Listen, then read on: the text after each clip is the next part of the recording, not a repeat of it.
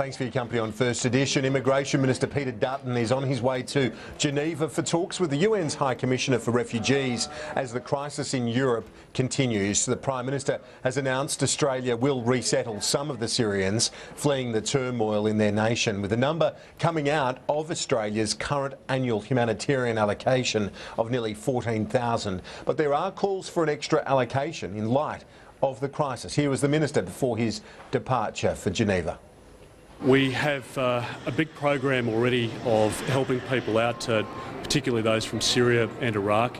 The federal government has increased the numbers of people that we have helped from these war zones over the course of the last 12 months. In the financial year 2014-15, we have taken about 4,500 people from Syria and Iraq.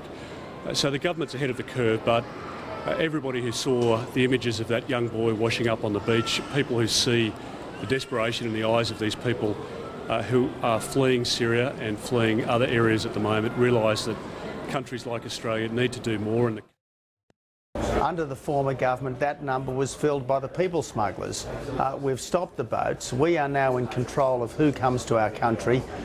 We did last year take 4,500 people from Syria and Iraq, and we are looking at what more we can do, because as well as a strong security response to this dreadful crisis, we also need a strong humanitarian one. The Prime Minister there on the 7 Network this morning. With me now live is Assistant Treasurer Josh Frydenberg. What's your inclination here? Do you think that the overall humanitarian intake should be increased by the government? Well, this is a humanitarian tragedy. I mean, we're talking about 4 million people who are now refugees fleeing the war zone in Syria, another 7.6 million people displaced internally within Syria. So it's really a global problem that needs a global response, and Australia stands ready to do its part. Now, as to what Peter Dutton agrees with the UNHCR in Geneva is yet to be determined, but we've already taken, as part of our humanitarian intake, some 30% of those people coming from Syria and Iraq. We've contributed more than 150. The question is, should the number increase? Mike Baird was emphatic at the weekend. He believes that the start, stopping the boats, should be the start of the response, and the humanitarianism needs to happen now from the government. What do you say in response to that? There is a good case. There is a very good case here for a specific response to what we're seeing from those tragic pictures in Europe. I mean, anybody who saw that picture of the young boy washed up on the beach couldn't be absolutely moved by what had happened. So you support an increase in the intake? I support Australia. Even if it's a one-off increase? Well, I don't want to preempt what Peter Dutton is going to agree in Geneva after discussion with the relevant cabinet. You don't have to ministers. preempt it, but what's your view? My view is we can do more, we should do more, and that there is a terrible humanitarian crisis is going on here.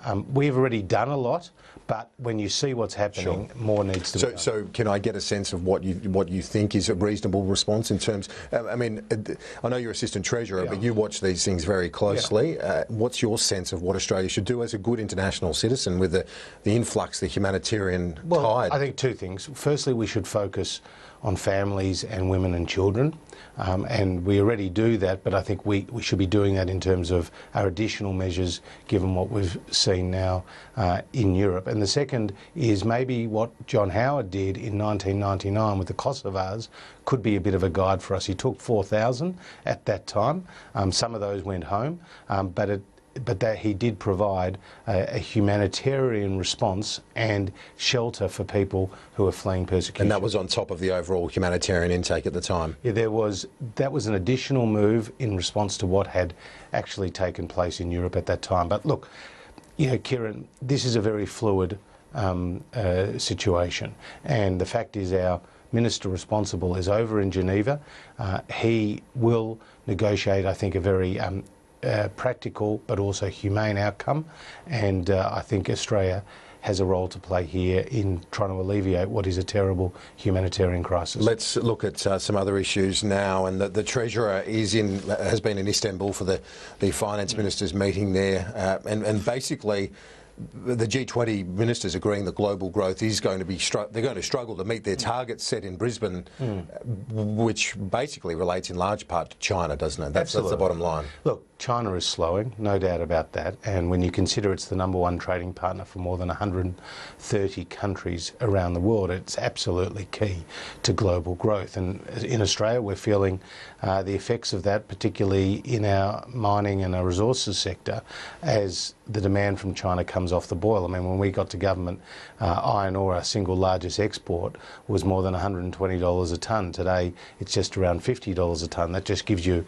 an idea of how significant the fall has been. But at the same time, there is a broad commitment. Joe Hockey's been having some very productive discussions. I spoke to him late last night, and he feels confident that the international community is still pushing these growth targets. Well, you look at the news poll today, and you know, in terms of China being our largest trading partner, only 43% support, 35% opposed to the China FTA. Does the government need to lift its game in terms of prosecuting the case here? Because it looks like the scare campaign from the unions is resonating.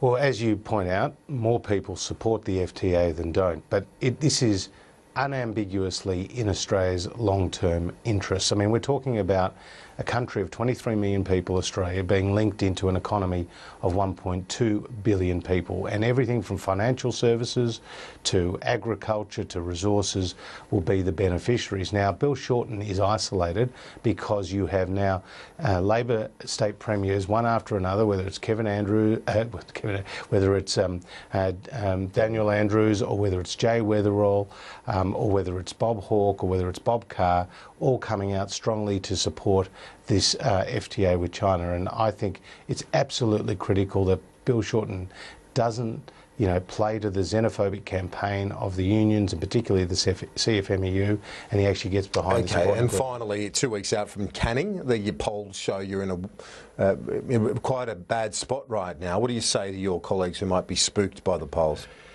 Well, certainly we're behind in the polls, but we've been further behind before, both in 2001 and 2004, and come back to win. But there's also a glass half full in every poll, and I can see our primary vote has gone up in today's poll. As you say, more people support the FTA with China than are against, and Bill Shorten's dissatisfaction has risen. So they're all aspects of today's poll. But, you know, as the Prime Minister said yesterday on our 2-year anniversary, there has been a significant number of achievements by this government, and then there's a whole lot of other ones that, you know, I don't know if we're getting as much credit for as we should. For example, the Medical Research Future Fund, the great work that Greg Hunt has done. Well, that's your fault, isn't it? It's the government's fault. You'll hear a lot more about that going forward. All right, Josh Frydenberg, thanks. Thank you. The desperate search for William Tyrrell continues, with New South Wales Police issuing new information and a chilling recording of the 000 call from his mother that alerted officers. It comes as the anniversary of his disappearance approaches. Emergency, this is Simone.